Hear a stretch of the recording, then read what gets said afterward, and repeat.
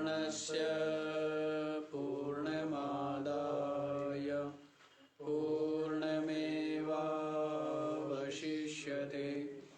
ॐ शान्तिः शान्तिः शान्तिः। ॐ सहना भवतु सहनौ भुनक्तु सह वीर्यं करवावहै तेजस्विनावधीतमस्तु मा विद्विषावहै। ॐ शान्तिः शान्तिः शान्तिः।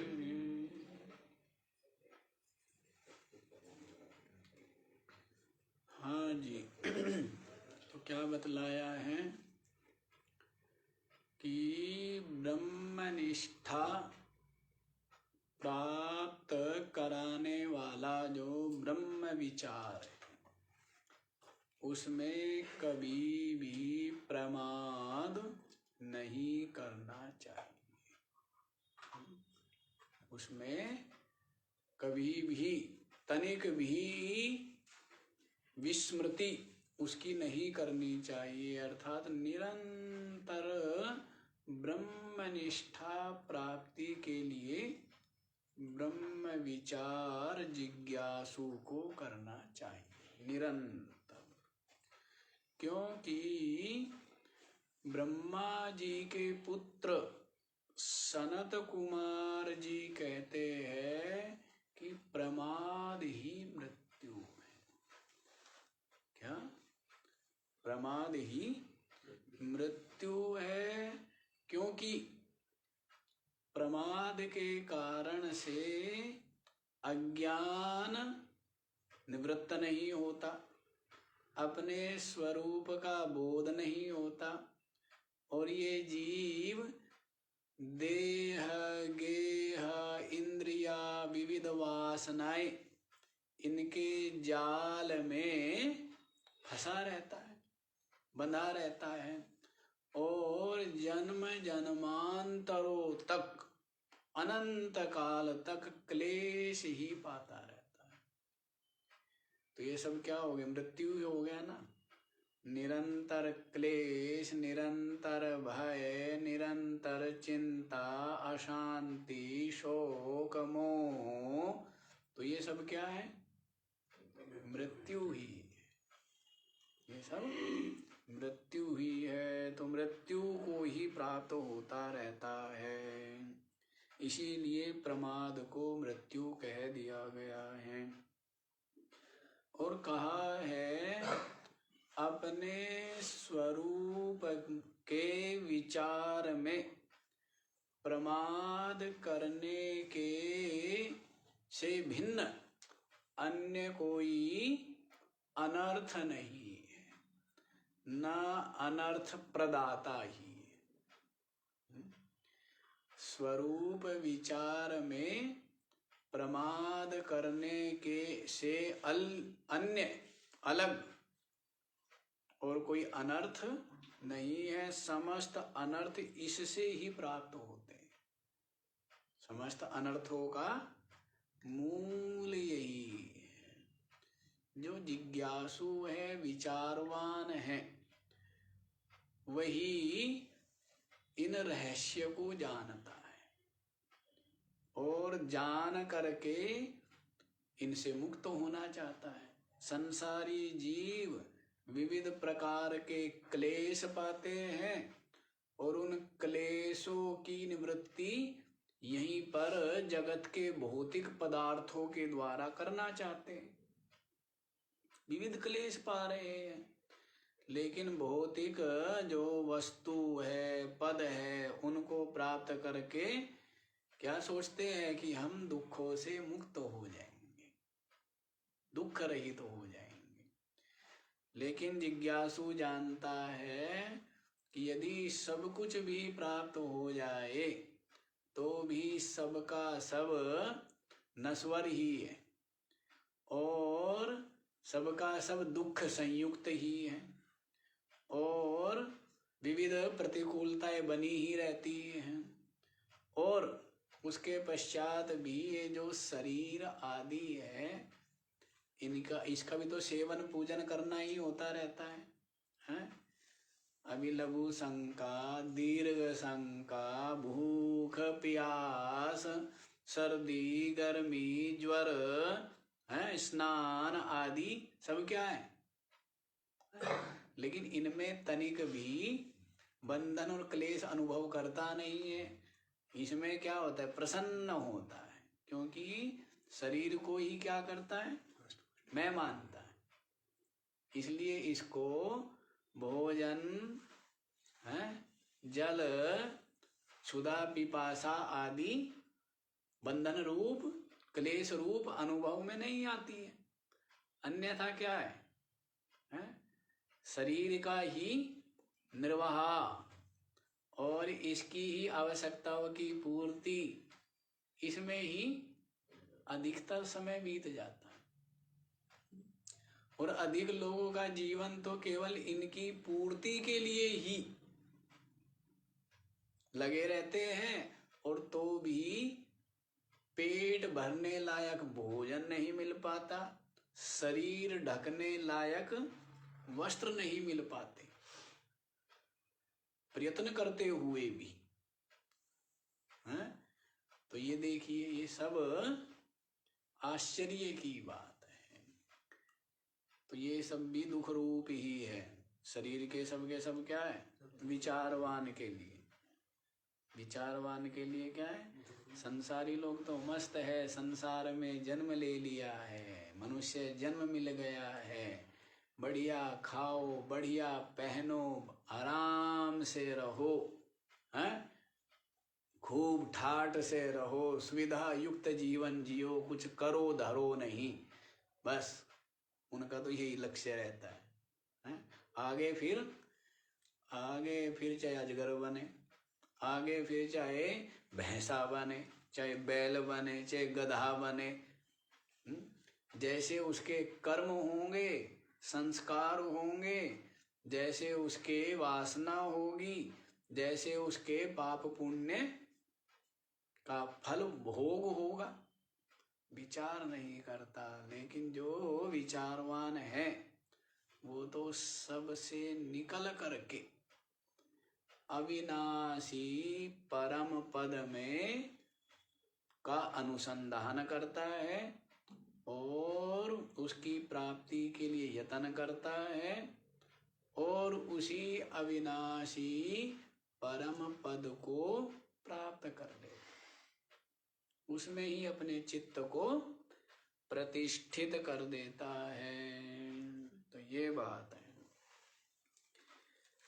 और बतलाया है कि जब प्रमाद करते हैं स्वस्वरूप के विचार में, तो उससे मूढ़ता बनी रहती है, अज्ञान दूर नहीं होता, अज्ञान दूर नहीं होता है।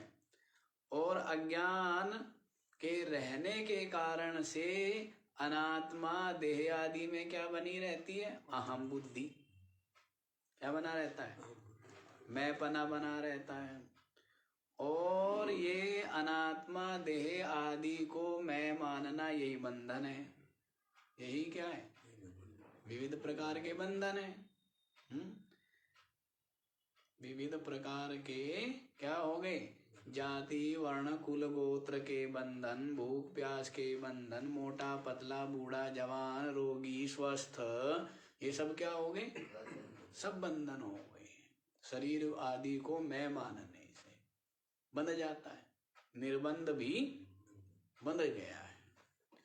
ततो व्यथा, जो बंधा हुआ है उसको निरंतर क्या रहती है, व्यथा ही रहती है, निरंतर व्यथा बनी रहती है, पीड़ा बनी रहती है, क्लेश दुख बने रहते हैं।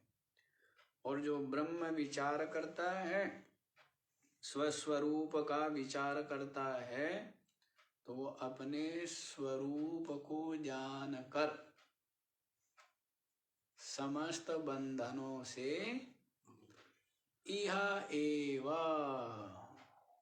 इस शरीर में ही और इस जन्म में ही सबसे मुक्त हो जाता है।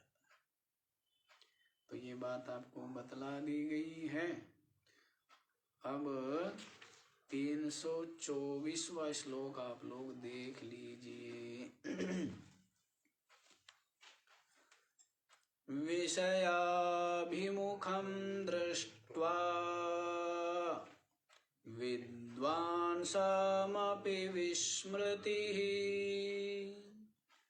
विक्षेपयति धीदोषैर्योषायारमिव प्रियम्। विषयाभिमुखं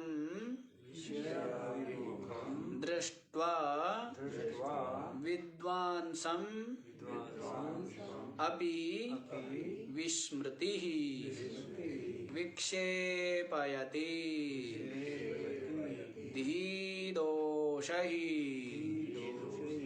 योषायारम् इव प्रियम्। हाँ जी, तो दृष्टांत दिया है जिस प्रकार से योषा माने जो कुलटा स्त्री है, जो क्या है, कुलीन स्त्री नहीं है। जो ऐसी स्त्री है वो जिस प्रकार से अपने जो प्रेमी है उस प्रेमी जार की बुद्धि को क्या करती है, बिगाड़ देती है।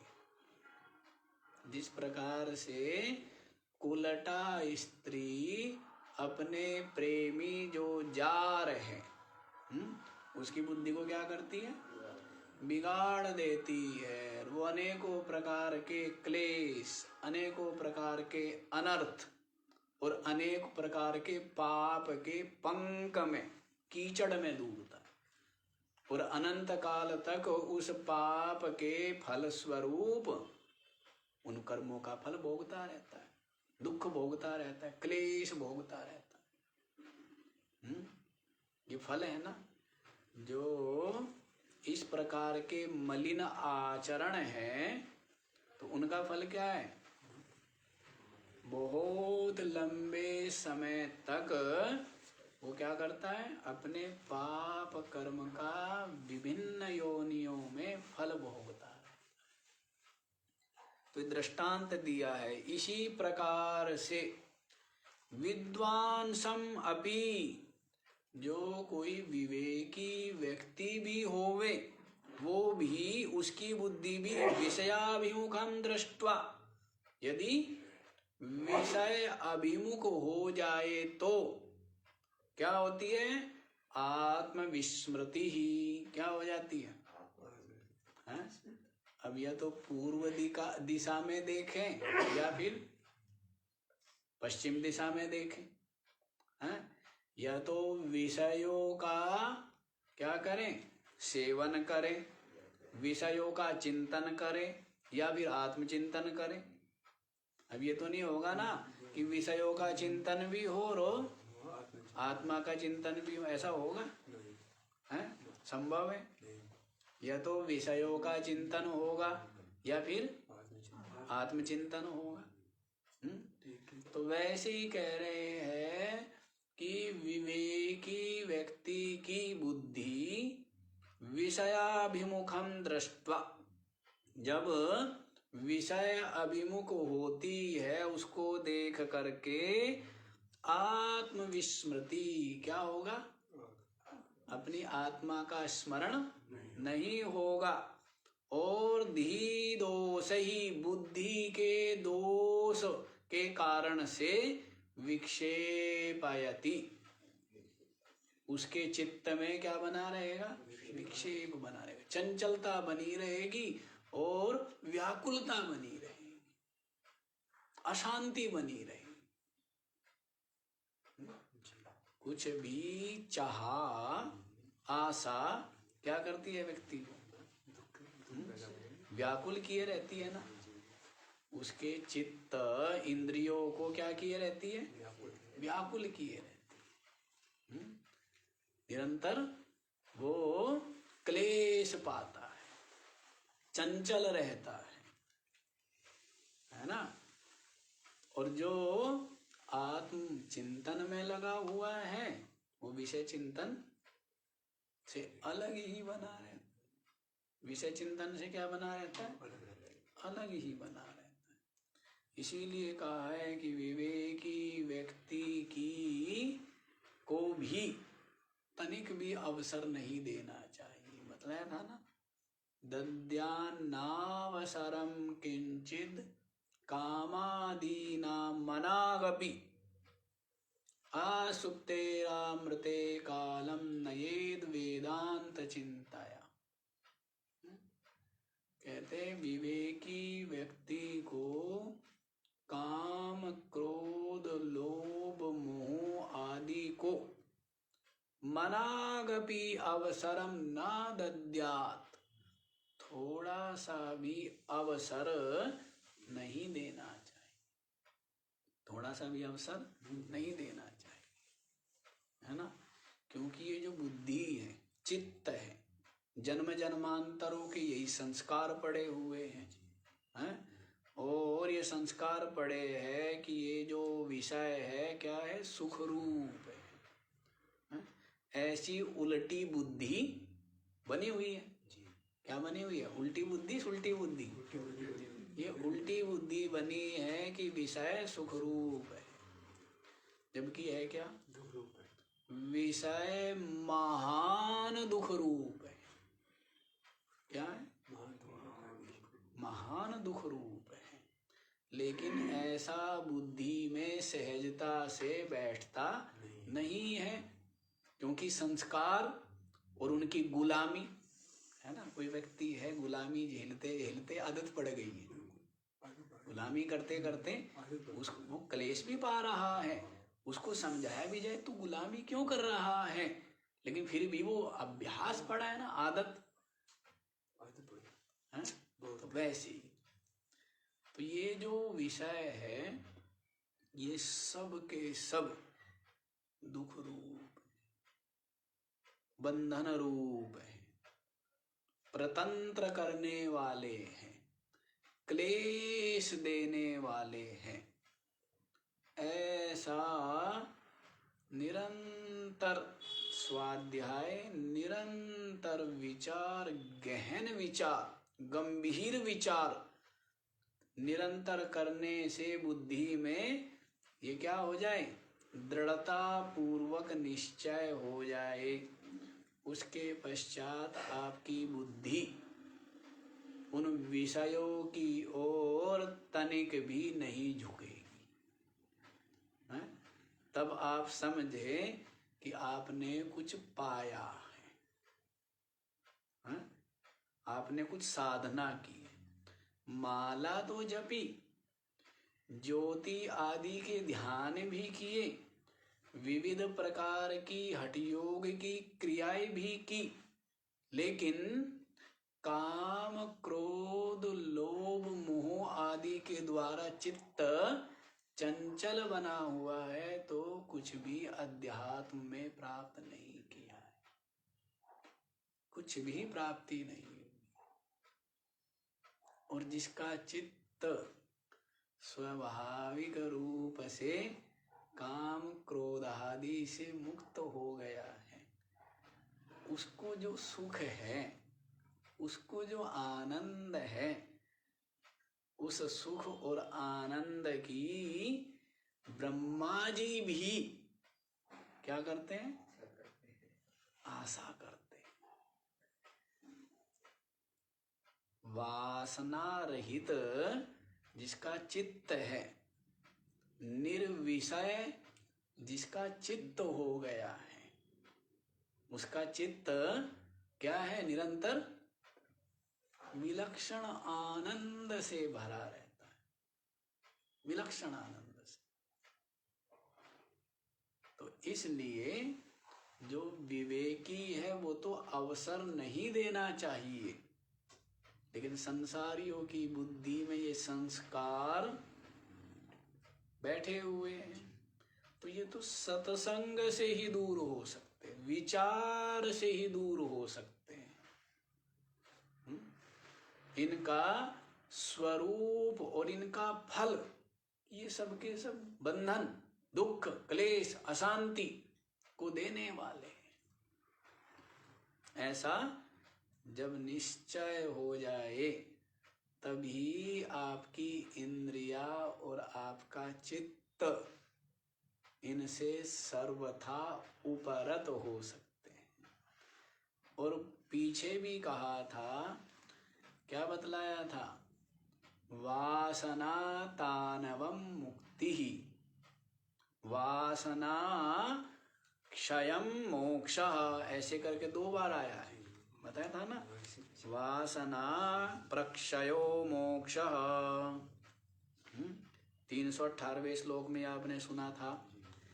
क्रिया नाशे भवेत् चिंता नाशः, अस्माद् वासना क्षयः, वासना प्रक्षयो मोक्षः। कितना स्पष्ट है। ये आपके लिए क्या होनी चाहिए? सूत्र,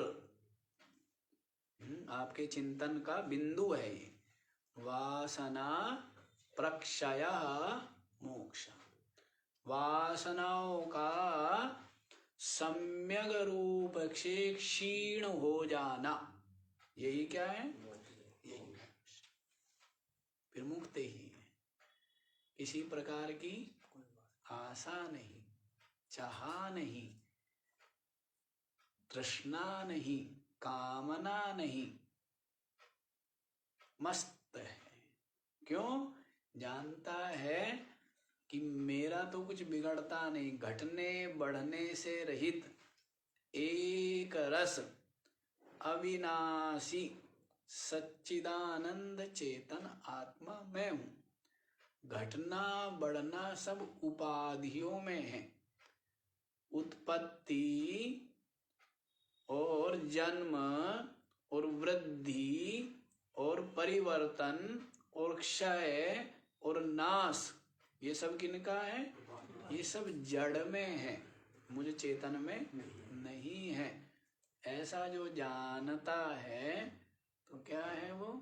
निरंतर ही मुक्त है। साक्षी चेतन भाव में प्रतिष्ठित है। अब जो हो रहा है वो सब उपाधि में होता है, जड़ में होता है, चेतन में कुछ नहीं होता है। चेतन एक रस है, सर्व प्रकाशक है, साक्षी है, वह मैं हूं। वह क्या है? वही मैं हूं। और अज्ञानता से ये जो हाड़ मांस का देह है, इसको मैं मान रहा था। इसको क्या मानता है? सारी दुनिया इसको मैं मानती है। और इस पर तिलक लगा के, रंग बिरंगे वस्त्र पहना करके रीझ रहे हैं। इस गुड़िया को सजाते हैं। हाड़ मांस का जो ये पुतला है, इसको क्या करते हैं? सजाते हैं। कहीं बिंदी लगाए हैं, कहीं क्या लगाए? तिलक लगाए और रंग बिरंगे वस्त्र पहने, और ये सब करके क्या करते हैं? इसको ही यूं झूमते हैं और यूं समझते हैं कि देखो, अरे ये जो झोली है, ये शरीर, ये तू नहीं है, तू इसके अंतर में बैठा हुआ साक्षी है, तू चेतन है, तू आत्मा है, तू ब्रह्म है, तू अविनाशी निर्विकार है, और तू तो सबका प्रकाशक है, तू ज्योतियों का भी ज्योति है। अब इस बात को समझे और निश्चय करे बुद्धि में, वृत्ति में, क्योंकि वृत्ति से ही तो सब कुछ है। ये वृत्ति देहाकार बनी है या दृश्याकार बनी है, तो यही बंधन है। और यही वृत्ति ब्रह्माकार हो गई। क्या हो गई? ब्रह्माकार हो गई कि मैं ब्रह्म हूं, मैं ब्रह्म हूं, चेतन हूं। ऐसी वृत्ति हो गई तो आप मुक्त ही हैं, आप मुक्त ही हैं। बात है, लेकिन संसारी जीव इसमें ही बंधे रहते हैं।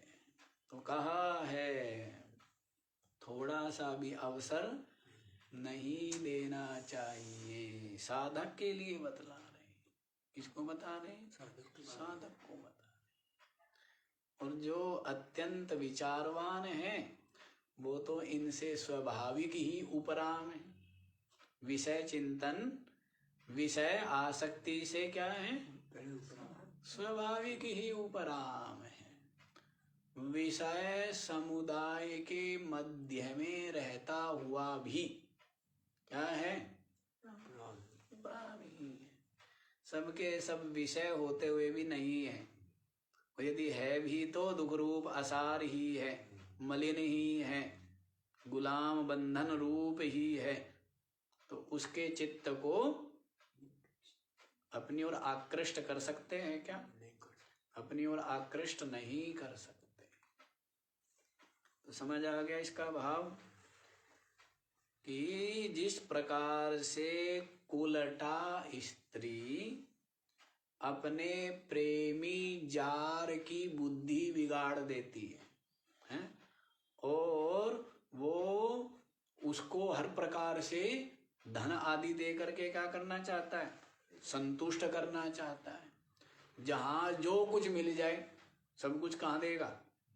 है उस स्त्री को प्रसन्न करने के लिए इतना क्लेश उठाएगा, इतने पाप करेगा, इतना झूठ कपट करेगा, है इतना पाप कर्म, बुद्धि मलिन हो जाएगी। विचार नहीं करेगा कि ये सब क्या है, ये कहाँ भोगेगा, भोगना अकेला ही पड़ेगा। है तभी स्त्री तेरे साथ में थोड़ा होगी, है और होगी भी तो दोनों ही भोगोगे। पाप करोगे तो क्या होगा? दोनों ही तो भोगेंगे। तो वैसे ही विचार नहीं करता है, बुद्धि भ्रष्ट हो जाती है। क्या हो जाती है? बुद्धि भ्रष्ट हो जाती है। पाप करे, कपट करे, क्लेश उठाए और जन्म जन्मांतरों तक नरक भोगे। वैसे ही ये तो दृष्टांत दिया है। वैसे ही विवेकी की बुद्धि को विषय अभिमुख देख करके आत्मा की क्या हो जाती है? विस्मृति हो जाती है। स्वरूप की विस्मृति हो जाने से क्या होगा? अपने घर को भूल गया। क्या हो गया? तो बुद्धि विविध दोषों से युक्त हो जाएगी और क्या होगी? विक्षेपयति, विविध विक्षेप युक्त हो जाएगा, क्लेश युक्त हो जाएगा, पीड़ा है? विविध प्रकार की चित्त में क्या होगी? पीड़ा। तो ये आत्म विस्मृति का क्या बतलाया है? परिणाम। अपने स्वरूप का विस्मरण हो जाना, भूल जाना, उसका परिणाम क्या है? दुख भोग, जन्म जन्मांतरों तक क्लेश पाना। तो इसलिए क्या करना चाहिए? प्रमाद नहीं करना है। आत्म स्वरूप के विचार में, चिंतन में प्रमाद नहीं करना चाहिए। निरंतर अपनी आत्मा का चिंतन करे कि मैं आत्मा साक्षी चेतन हूं, सर्व प्रकाशक हूं। ऐसा चिंतन करें, निरंतर विवेक बना रहे। विवेक बना है फिर पढ़ा है, फिर जगत में विराजमान है, तो फिर क्या है? लेकिन वो मुक्त ही है। वो क्या है? मुक्त। अच्छा जी, आगे बतला दिया जाए तो आगे वाला श्लोक देखिए 325वां। यथापकृष्टं शैवालं क्षणमात्रं न तिष्ठति आवृणोति तथा माया प्राज्ञं वापि पराङ्मुखम् यथा अपकृष्टं शैवालं क्षणमात्रं न तिष्ठति आवृणोति तथा माया प्राज्ञं वा अपि पराङ्मुखम् यथापकृष्टं शैवालं क्षणमात्रं न तिष्ठति। जिस प्रकार से जल के ऊपर काई आ जाती है और उस काई को हाथों से हटा दिया जाए तो कितनी देर अलग रहती है, दूर रहती है, क्षण भर में ही वापस लौट आती है। पुनः उसको क्या कर देती है, आवृत कर देती है, ढक देती है। तो उसी को कह रहे हैं, जिस प्रकार से हटाई गई काई क्षण मात्रम न तिष्ठति, थोड़ी देर भी दूर नहीं रहती है, शीघ्र ही जल को ढक लेती है। इसी प्रकार से जब जो विद्वान है उसको परांग मुखम, क्या होता है, वो थोड़ा सा बहिर्मुख होता है ना, थोड़ा बहिर्मुख होता है, तो उसको माया तथा आवृणोति, तो उसको माया शीघ्र ही क्या करती है, ढक लेती है। अज्ञान, अज्ञान, द्वैत, विषय, विषय चिंतन, उनकी प्राप्ति, इन सब में क्या होता है, समझ आ रही है बात क्या? अपने आत्म स्वरूप के चिंतन को छोड़ के, और विद्वान क्या हुआ, बहिर्मुख हो गया, परांग मुखम। क्या हो गया, परांग मुख हो गया, बहिर्मुख हो गया, बाहर की ओर देखने, दृष्टि पसारी, बुद्धि लगाई। तो उतने में ही माया तथा आवृणोति, माया उसी प्रकार से उसको क्या करती है, उसकी बुद्धि को ढक लेती है, और फिर वो जैसे एक चिल्ली की तरह हो जाती है बात। जैसे किसी कोई विरक्त है, क्या है, विरक्त है, और उसको किसी ने 100 रुपये रख करके माथा टेक दिया। क्या किया, 100 रुपये रख दिए चरणों में, माथा टेक दिया। अब वो ये सोचता है कि ये 100 रुपये से क्या करूंगा, 100 रुपये से और थोड़े हो जाएंगे तो जगह खरीदूंगा, या गाय खरीदूंगा, फिर दूध पीना चाहिए ना, नहीं? हाँ, तो फिर दूध पिया करूंगा। दूध की कमी महसूस करता था बेचारा, तो सोचा क्या कि 100 रुपये आ गए तो क्या खरीदूंगा, गाय खरीदूंगा। पहले आ जाती होगी, आती थी, तो उससे फिर गाय खरीदूंगा, पर फिर गाय को तो घास भी डालना पड़ेगा, गोबर भी हटाना पड़ेगा, दूध भी दूहना पड़ेगा, तो फिर ये सब काम होंगे। तो उसके लिए फिर क्या है, मैं कोई चेले बनाऊंगा। क्या करें, जो गाय की सेवा करेंगे और मेरी भी सेवा करेंगे। क्या करेंगे, फिर मैं चेले बनाऊंगा। चेले होंगे तो चेलों को तो रहने के लिए और खाने पीने के लिए भी चाहिए, तो चलो वो भिक्षा मांग के ले आया करेंगे, लेकिन रहने के लिए जगह पड़ी है ना, तो इसमें झोपड़ी बना दूंगा, और फिर उनको तो वस्त्र आदि भी चाहिएंगे और जीरा धनिया ये भी चाहिएंगे, तो फिर मैं प्रवचन किया करूंगा। क्या करूंगा? दूर देश जा जा करके क्या करूंगा? कथा प्रवचन करूंगा। उससे बहुत भक्त हो जाएंगे। क्या होंगे? और भक्त सबके सब क्या करेंगे? हाँ, चरणों में यो 100 रुपये सब क्या चढ़ाएंगे।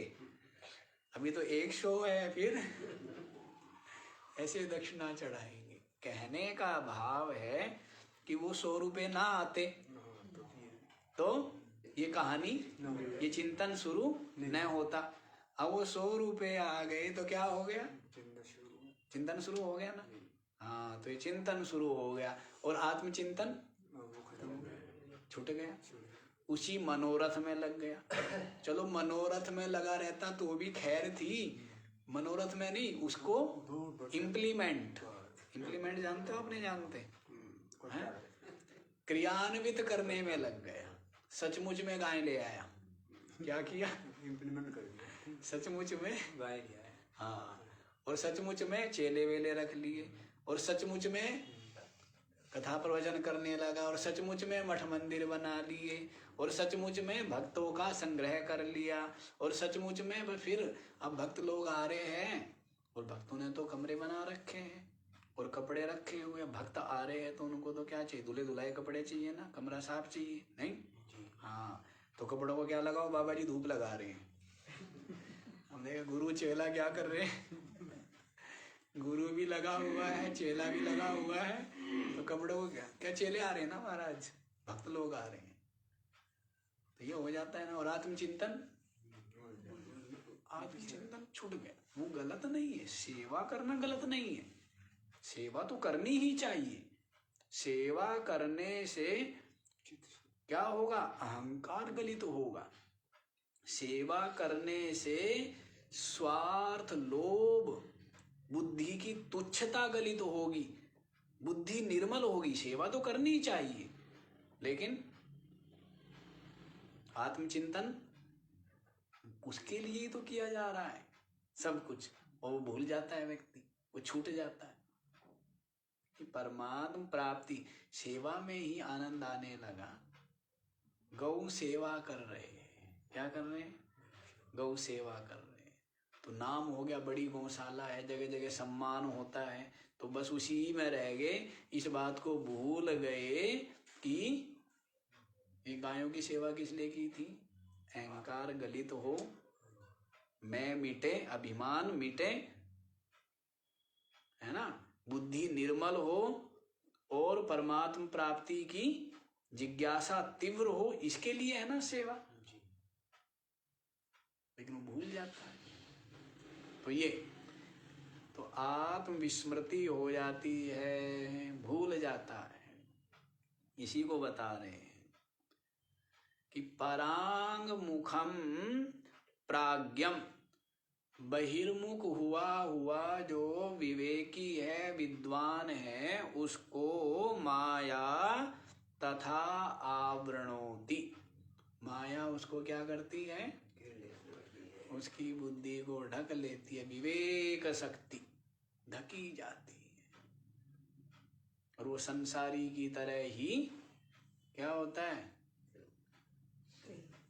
व्यवहार में उतर आता है, व्यवहार में लगा रहता है, संसारी की तरह ही बहिर्मुख बना रहता है, व्यवहार में लगा रहता है और धीरे धीरे धीरे धीरे ये सारे विषय वस्तु उसके चित्त में घर बनाते चले जाते हैं।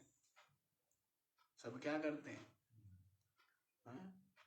गुरु आश्रम में आया परमात्मा को पाने के लिए, गुरुदेव ने सेवा में लगाया चित्त को निर्मल करने के लिए। लेकिन धीरे धीरे धीरे धीरे बस वो जो मठ है, वो मठ उसके हृदय में प्रवेश कर गया। क्या हुआ? वो मठ में रहता तो अच्छी बात है, आश्रम में रहे तो अच्छी बात है ना, लेकिन आश्रम क्या हो गया? उसके हृदय में बैठ गया। हृदय में बैठने का मतलब क्या है? कि उसकी आसक्ति हो गई, मोह कर लिया है और अपना कर्तव्य भूल गया है कि मैं सेवा करूं और अपनी बुद्धि को निर्मल करूं, अपना चित्त निर्मल होवे, इसको भूल करके और उसकी मैं मेरा मानने लगा और उसमें पद चाहने लगा, प्रशंसा चाहने लगा, प्रसिद्धि चाहने लगा, उसकी जो वस्तुएं है मठ की, आश्रम की, उनको उनके ऊपर अपना अधिकार जताने लगा और अपना जीवन सुविधा युक्त, आराम युक्त, साधन संपन्न बनाने का लक्ष्य रख लिया। तो क्या हो गया? संसारी हो गया ना। इस बात को भूल गया कि ये संपूर्ण जगत तो असार ही है और ग्रह परित्याग किया है तो केवल इसलिए किया है कि अपने चित्त को निर्मल बना के सत्कर्म सेवा करके, सत्संग स्वाध्याय करके, साधना करके आत्मा का अपरोक्ष अनुभव प्राप्त करो। बहुत छोटा सा जीवन, सुबह यूं हो जाती है और शाम यूं हो जाती है और शाम से सुबह यूं हो जाती है। तो इस जीवन, मनुष्य जीवन में भी अज्ञान युक्त ही जीते रहे तो क्या लाभ हुआ? मनुष्य शरीर प्राप्त करने का कोई लाभ नहीं हुआ। अज्ञान मिटा करके और उसके पश्चात आत्मवान होकर, आत्मा का अपरोक्ष अनुभव करके, आत्मनिष्ठ होकर जगत में विराजमान रहे। कैसा रहना चाहिए?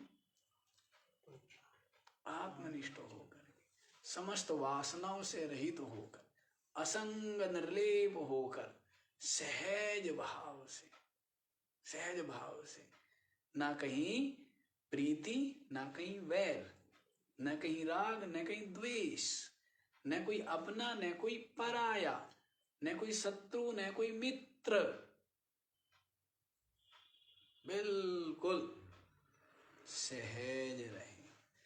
जीव मात्र के प्रति प्रेम और करुणा हो और निरंतर अपना बोध, अपना विवेक, अपना साक्षीपना, चिदपना का बोध बना रहे। तो ये है जीवन। और बाकी तो सबके सब क्या है? गधे ही हैं। विविध विषयों का चिंतन निरंतर करते रहते, ये प्राप्त कर लिया, ये प्राप्त कर लूंगा, ये और हो जाएगा, ऐसा करना है, वैसा करना है, इसमें लगे रहते हैं। संसारी लोग संसार वाही बैल सम दिन रात बोझा ढोए हैं। ज्ञानी तमाशा देखता सुख से जगे है सोए। संसारी लोग तो क्या है? बैल की तरह। जैसे बैल क्या करता है? दिन रात बोझा ढोता है। लेकिन जो ज्ञानी है वो क्या है? तमाशा देखता है। कुछ लेना न देना, मगन रहना। जो यथा प्रारब्ध प्राप्त है उसी में संतुष्ट है, निर्भय है, निर्भय है। वो बड़ी से बड़ी प्रतिकूलता, विपत्ति के उपस्थित होने पर भी विक्षेप युक्त नहीं होता है, क्योंकि जानता है सब स्वप्न ही है, जानता है सबका सब प्रारब्ध का भोग ही है, जानता है सबका सब मिथ्या ही है, कुछ है ही नहीं। इसीलिए गुरुणापि दुखेना ना विचाल्यते। बड़े से बड़े दुख के द्वारा भी वो विचलित नहीं। ये छोटे मोटे दुख तो क्या, इनको क्या महत्व दिए रहता है व्यक्ति, क्या महत्व है, हाँ? लोग क्या कहेंगे जी, लोग क्या सोचेंगे जी, ये क्या जी, वो क्या जी, हाँ? ये बाबा लोग जो है इसी चक्कर में उलझ पुलझ रहते, आत्मचिंतन छोड़ देते हैं। क्या करते हैं, हाँ? लोगों को अच्छा दिखे, हाँ? और उसकी इसी जगत को अच्छा करने में लगे रहते हैं, मठ मंदिर को लीपने पोतने में लगे रहते हैं कि लोगों को क्या लगे, अच्छा लगे, और क्या छोड़ देते हैं, आत्मचिंतन।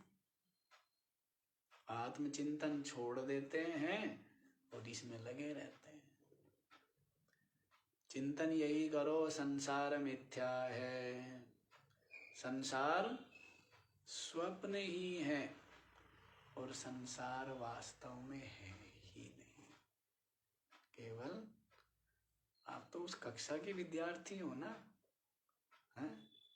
नहीं, दुनिया को क्यों देखते हो? क्या महाराज वो महात्मा देखो कितना प्रसिद्ध है, उसको राष्ट्रपति आवास में बुलाया गया, पद्म विभूषण से सम्मानित किया गया, कितने फोटो खींचे गए, और कितना उसके पत्रकारों ने क्या किया, उसके इंटरव्यू लिए।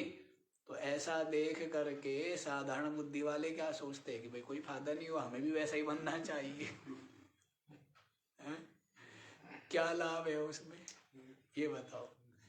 ये मर्ज बीमारी लग जाती है, नहीं लग जाती है लोगों को?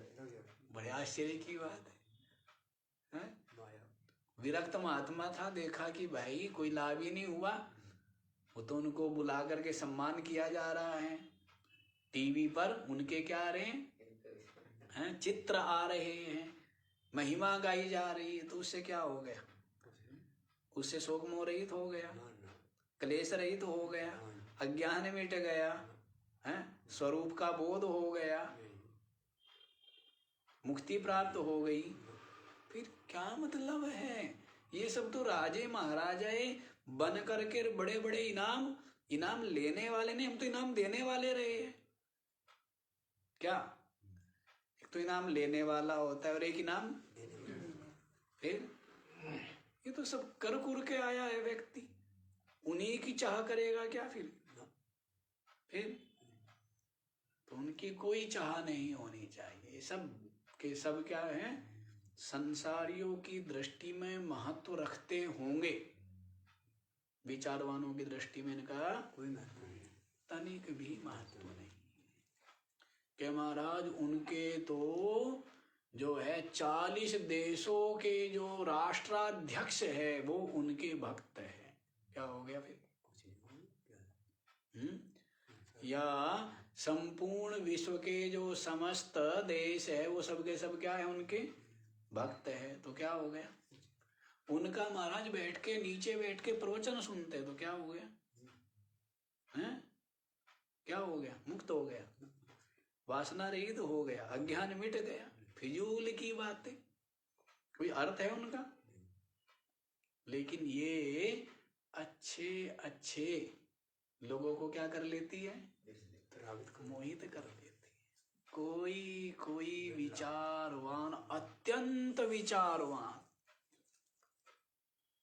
गहन गंभीर विचारवान, संसार के समस्त पद प्रसिद्धि को असार और दुख रूप जिसने अनुभव कर लिया है, ऐसा कोई ही इससे बच पाता है। इसी को तो कहा यमराज जी ने कि यस्याम मज्जन्ति बहवो मनुष्यः, आता है नैताम श्रृंकाम नचिकेतोत्यस्राक्षी, ऐसे करके कहा, नचिकेता तुमने जिन वैभव का परित्याग कर दिया है विचार पूर्वक, यस्याम मज्जन्ति बहवो मनुष्य, जिसमें अधिकतर दुनिया डूब जाती है, ये पद, ये प्रशंसा, ये प्रसिद्धि, ये प्रतिष्ठा, लोकेशना, मान बढ़ाई, इसमें क्या होते हैं? अच्छे अच्छे अच्छे अच्छे डूब जाते हैं, अच्छे अच्छे। तो नचिकेता के लिए क्या कह रहे हैं? नचिकेता अत्यसाक्षी, तूने इन सब का क्या कर दिया है? परित्याग कर दिया। तू ही वास्तव में इस ज्ञान का अधिकारी है, तू ही पात्र है। तो नचिकेता को ज्ञान प्राप्त हुआ है ना, तो इसलिए संसार में लुब्ध नहीं होना है। संसार में लुब्ध शरीर निर्वाह मात्र के लिए प्रयत्न करें, सेवा करें, और बोध हो तो जो जिज्ञासु लोग हैं उनको भी उपदेश करें। लेकिन भाव केवल यही है, लोभ के कारण नहीं, करुणा और प्रेम के कारण। ज्ञानी क्या करता है? सबसे प्रेम करता है, सबका सब अपनी आत्मा ही है ना, सबसे प्रेम करता है, सबके प्रति करुणा है। तो करुणा युक्त होकर के क्या करें? उपदेश करें, किसी लोभ लाभ प्रशंसा प्रतिष्ठा के लिए नहीं, और आत्मचिंतन करें। संसार दुनिया को बना देखे, मालाएं पहनाई जा रही है, स्वागत में उत्तरीय हैं, उनको उड़ाए जा रहे हैं, साल उड़ाया जाता है। तो इन सब में विवेकी को लुब्ध, हाँ, जो कच्चे कच्चे लोग हैं ना, कच्चे कच्चे, वे सब क्या होंगे? कच्चे कच्चे उधर चले जाएंगे, और जो पक्के पक्के होंगे वो किधर आएंगे? वो इधर आ जाएंगे। किधर? सत्संग में, ब्रह्म विचार में। और कच्चे कच्चे, तो कच्चे कच्चे इधर हो जाओ, पक्के पक्के इधर आ जाओ, ऐसा है, समझे?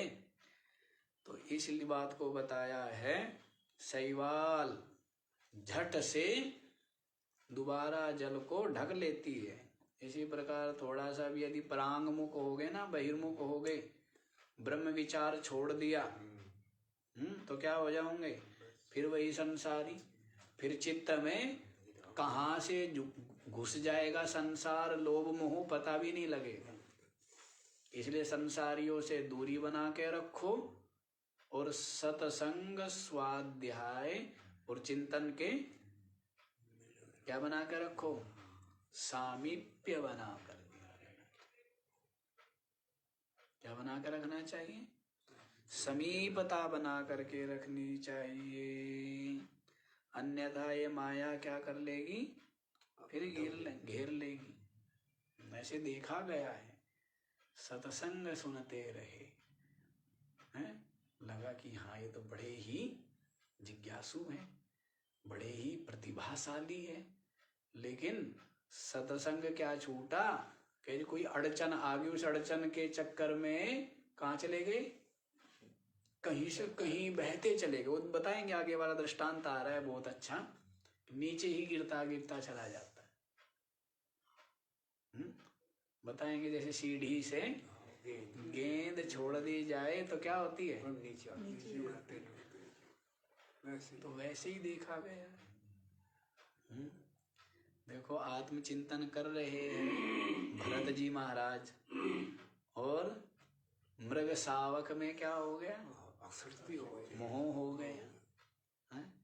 तपस्या कर रहे हैं सोभरी ऋषि, और थोड़ा सा संग करने से क्या हो गया? कैसे संसारी बन गए। बड़ा ही संयम, तप, गुरु सेवा और स्वाध्याय पारायण है अजामिल, और क्या हो गया? फिर एक दृश्य को देख करके क्या हो गया? कितना पापिष्ट मलिन विषयासक्त हो गया। यूं गिरता चला जाता है। क्या होता है? गिरता चला जाता है। तो ये जो विचार है ना, ये कल ही करेंगे, आज इतना ही रखिए, बाकी का विचार। ओ